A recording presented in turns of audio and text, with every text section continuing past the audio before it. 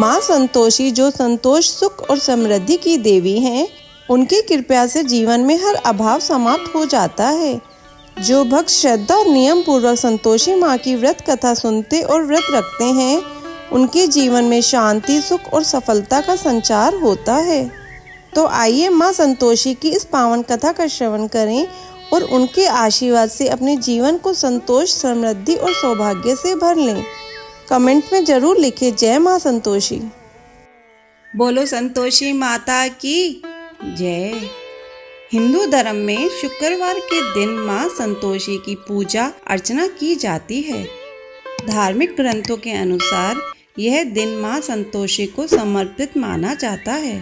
साथ ही इस दिन माँ संतोषी का व्रत करने के साथ उनकी व्रत कथा का पाठ करने से माँ संतोषी प्रसन्न होती है और अपने भक्तों का उद्धार करती है। शुक्रवार के दिन माँ संतोषी का व्रत उनकी व्रत कथा के बिना अधूरा माना जाता है। संतोषी माता का व्रत हर तरह से गृहस्थी को धन, धान्य, पुत्र, अन्न, वस्त्र से परिपूर्ण रखता है और माँ अपने भक्त को हर कष्ट से बचाती है। आइए सुनते हैं माता संतोषी की कथा। एक बुढ़िया थी और उसके 7 पुत्र थे। 6 कमाने वाले थे, एक निकम्मा था। बुढ़िया माँ 6 पुत्रों की रसोई बनाती, भोजन कराती और पीछे से जो कुछ बचता सो 7वें को दे देती थी। परंतु वह बड़ा भोला भाला था, मन में कुछ विचार न करता था। एक दिन अपनी बहू से बोला, देखो मेरी माता का मुझ पर कितना प्यार है। वह बोली, क्यों नहीं, सबका झूठा बचा हुआ तुमको खिलाती है। वह बोला, भला ऐसा भी कहीं हो सकता है? मैं जब तक आंखों से न देखूं मान नहीं सकता।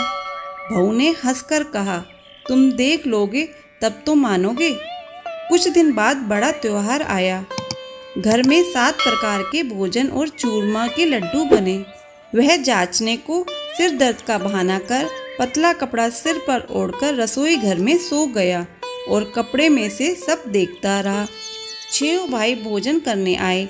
उसने देखा माँ ने उनके लिए सुंदर सुंदर आसन बिछाए हैं, 7 प्रकार की रसोई परोसी है। वह आग्रह करके जिमाती है। वह देखता रहा। 6 भाई भोजन कर उठे तब माता ने उनकी झूठी थालियों में से लड्डुओं के टुकड़ों को उठाया और एक लड्डू बनाया।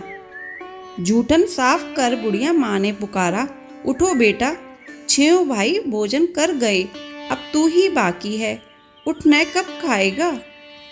वह कहने लगा, माँ मुझे भोजन नहीं करना, मैं परदेश जा रहा हूँ। माता ने कहा, कल जाता हो तो आज ही जा। वह बोला, हाँ हाँ आज ही जा रहा हूँ। यह कहकर वह घर से निकल गया। चलते समय बहू की याद आई। वह गौशाला में उपले थाप रही थी। वहीं जाकर उससे बोला, हम जावे परदेश को आवेंगे कुछ काल, तुम रहियो संतोष से धर्म अपनो पाल। वह बोली, जाओ पिया आनंद से हमरू सोच हटाए, राम भरोसे हम रहे ईश्वर तुम्हें सहाय। दे निशानी आपनी देख धरू मैं धीर, सुधी हमरी मति बिसारियो रखियो मन गंभीर। वह बोला, मेरे पास तो कुछ नहीं, यह अंगूठी है, सुन ले और अपनी कुछ निशानी मुझे दे। वह बोली, मेरे पास क्या है, यह गोबर भरा हाथ है। यह कहकर उसकी पीठ में गोबर के हाथ की थाप मार दी। वह चल दिया। चलते चलते दूर देश में पहुंचा। वहाँ पर एक साहूकार की दुकान थी। वहाँ जाकर कहने लगा, भाई मुझे नौकरी पर रख लो। साहूकार को जरूरत थी। बोला, रह जा। लड़के ने पूछा, वेतन क्या दोगे? साहूकार ने कहा, काम देखकर दाम मिलेंगे। साहूकार की नौकरी मिली। वह सवेरे 7 बजे से रात तक नौकरी बजाने लगा। कुछ दिनों में दुकान का सारा लेन देन, हिसाब किताब, ग्राहकों को माल बेचना, सारा काम करने लगा। साहूकार के 7-8 नौकर थे।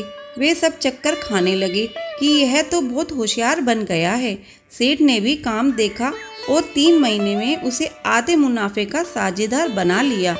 वह 12 वर्ष में ही नामी सेठ बन गया और मालिक सारा कारोबार उस पर छोड़कर बाहर चला गया। अब बहू पर क्या बीती सो सुनो। सास ससुर उसे दुख देने लगे।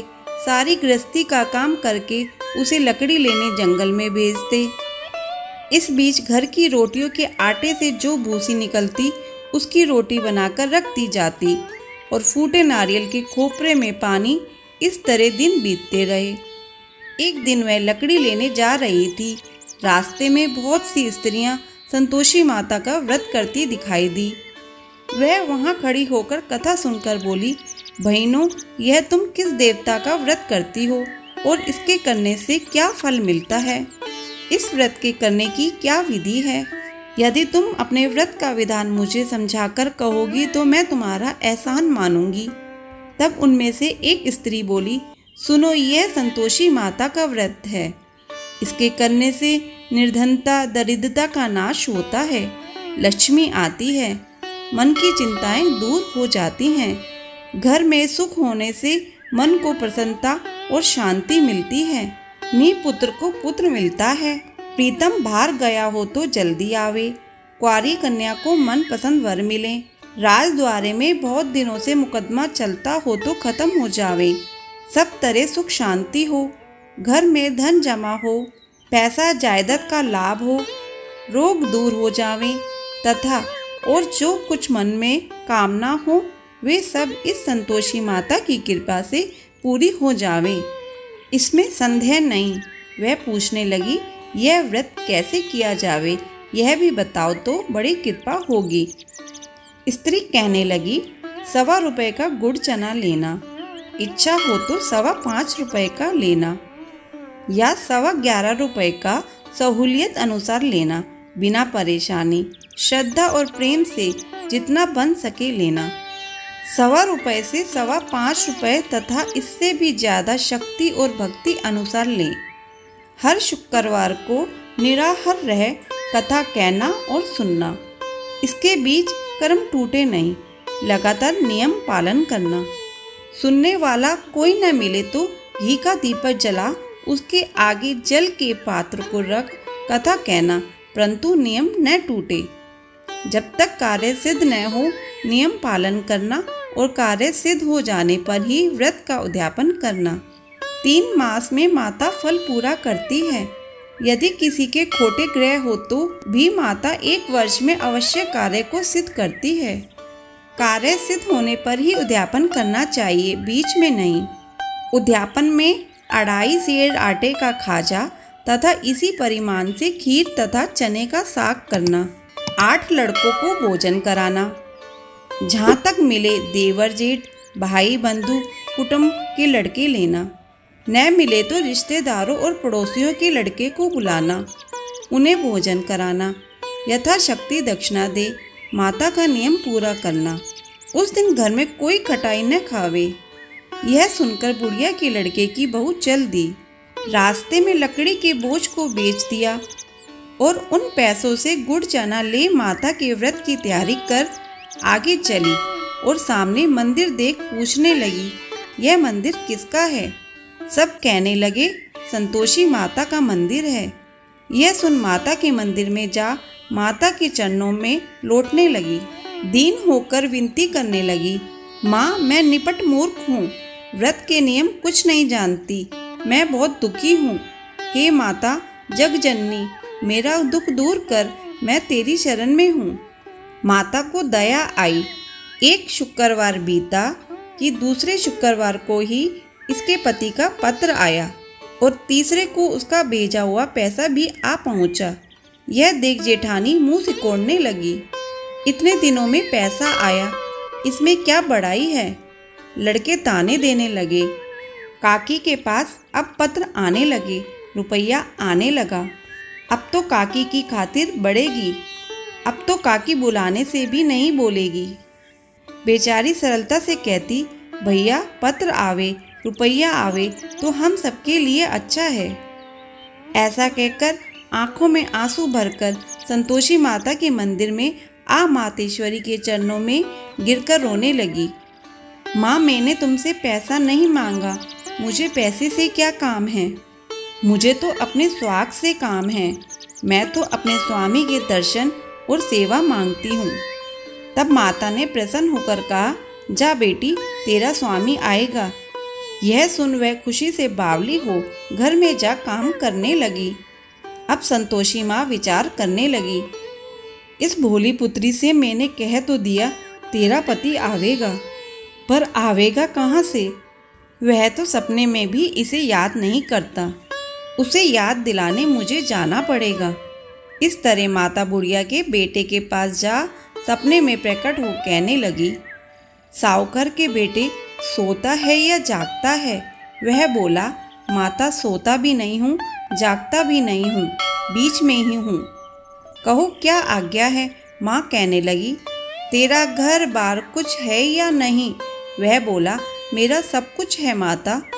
माँ बाप, भाई बहन, बहू, क्या कमी है? माँ बोली, बोले पुत्र, तेरी स्त्री घोर कष्ट उठा रही है।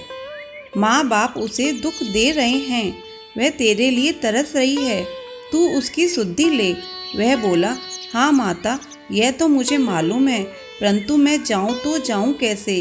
परदेश की बात है, लेन देन का कोई हिसाब नहीं, कोई जाने का रास्ता नजर नहीं आता, कैसे चला जाऊँ? माँ कहने लगी, मेरी बात मान, सवेरे नहा धोकर संतोषी माता का नाम ले, घी का दीपक जला, दंडवत कर दुकान पर जा बैठना। देखते देखते तेरा लेन देन सब चुक जाएगा, जमा माल बिक जाएगा, सांझ होते होते धन का ढेर लग जाएगा। जब सवेरे बहुत जल्दी उठ उसने लोगों से अपने सपने की बात कही तो वे सब उसकी बात अनसुनी कर दिल लगी उड़ाने लगे। कहीं सपने भी सच होते हैं?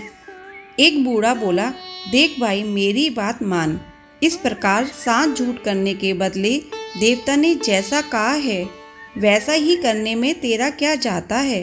वह बूढ़े की बात मान, स्नान कर, संतोषी माँ को दंडवत कर घी का दीपक जला दुकान पर जा बैठा। थोड़ी देर में वह क्या देखता है कि देने वाले रुपया लाए, लेने वाले हिसाब लेने लगे। कोठे से भरे सामानों के खरीदार नगद दाम में सौदा करने लगे। शाम तक धन का ढेर लग गया। माता का चमत्कार देख प्रसन्न हो मन में माता का नाम ले घर ले जाने के वास्ते गहना कपड़ा खरीदने लगा और वहाँ के काम से निपट कर घर को रवाना हुआ। वहाँ बहू बेचारी जंगल में लकड़ी लेने जाती है। लौटते वक्त माँ के मंदिर पर विश्राम करती है। वह तो उसका रोजाना रुकने का स्थान था। दूर से धूल उड़ती देख वह माता से पूछती है, हे माता, ये धूल कैसी उड़ रही है? माँ कहती है, हे पुत्री, तेरा पति आ रहा है, अब तू ऐसा कर, लकड़ियों के 3 बोझ बना ले, एक नदी किनारे रख, दूसरा मेरे मंदिर पर और तीसरा अपने सिर पर रख। तेरे पति को लकड़ी का गट्ठा देखकर मोह पैदा होगा, वह वहाँ रुकेगा, नाश्ता पानी बना खाकर माँ से मिलने जाएगा। तब तो लकड़ियों का बोझ उठाकर घर जाना और बीच चौक में गट्ठा डालकर 3 आवाजें जोर से लगाना, लो सासू जी लकड़ियों का गट्ठा लो, भूसी की रोटी दो और नारियल के खोपरे में पानी दो। आज कौन मेहमान आया है?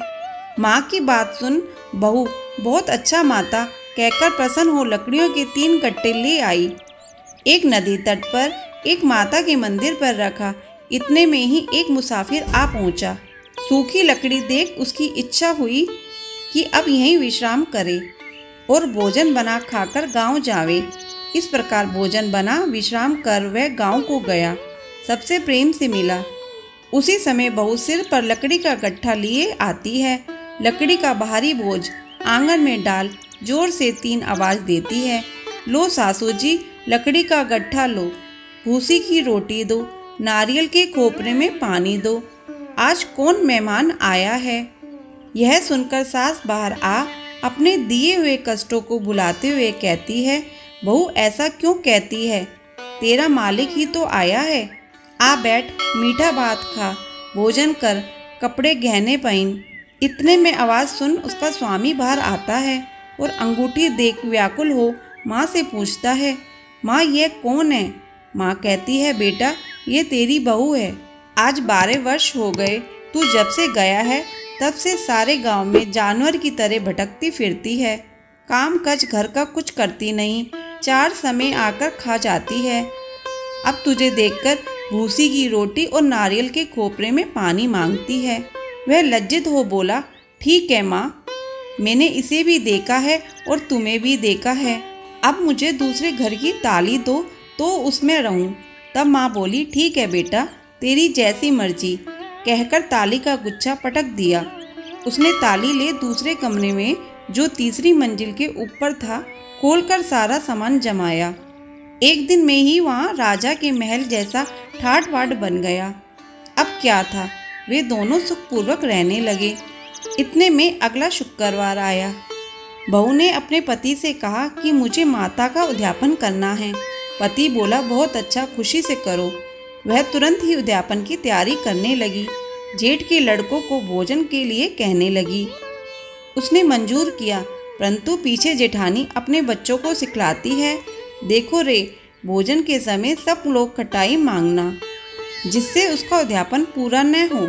लड़के जीमने आए, खीर पेट भर कर खाई, परंतु याद आते ही कहने लगे, हमें कुछ खटाई दो, खीर खाना हमें भाता नहीं, देखकर अरुचि होती है। बहू कहने लगी, खटाई किसी को नहीं दी जाएगी, यह तो संतोषी माता का प्रसाद है। लड़के तुरंत उठ खड़े हुए, बोले, पैसा लाओ। भोली बहू कुछ जानती नहीं थी, सो उन्हें पैसे दे दिए। लड़के उसी समय जा करके इमली ला खाने लगे। यह देखकर बहू पर माता जी ने कोप दिया। राजा के दूत उसके पति को पकड़कर ले गए। जेठ जेठानी मन माने खोटे वचन कहने लगे।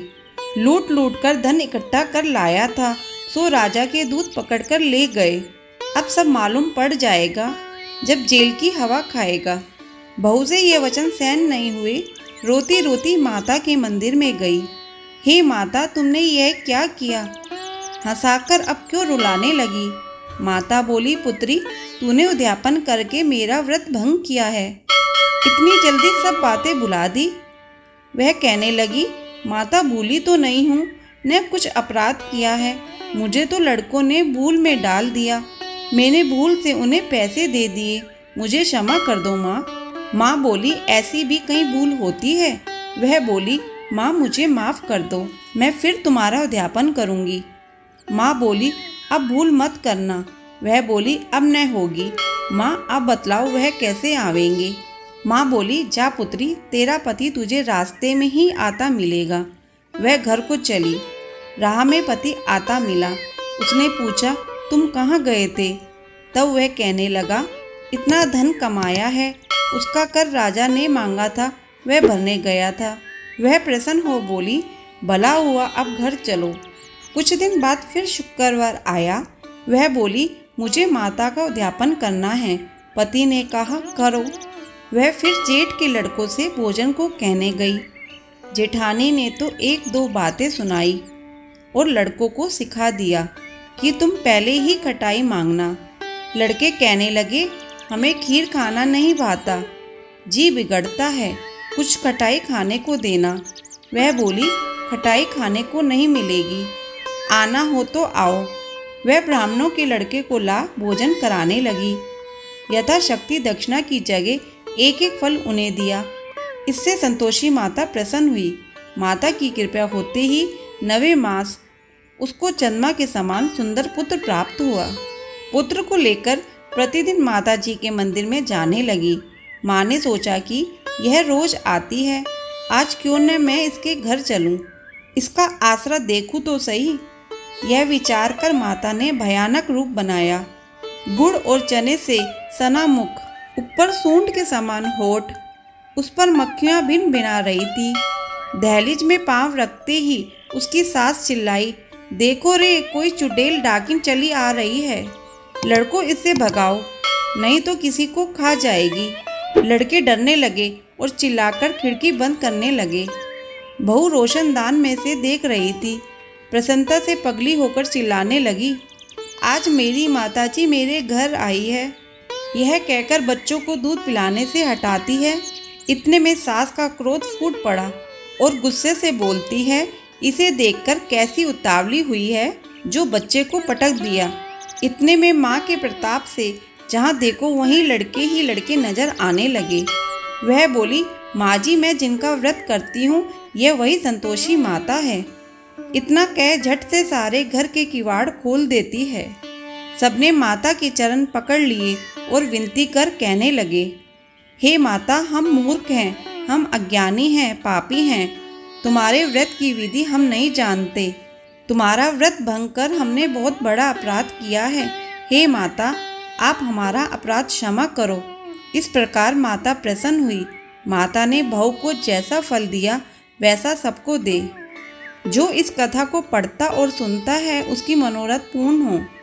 बोलो संतोषी माता की जय।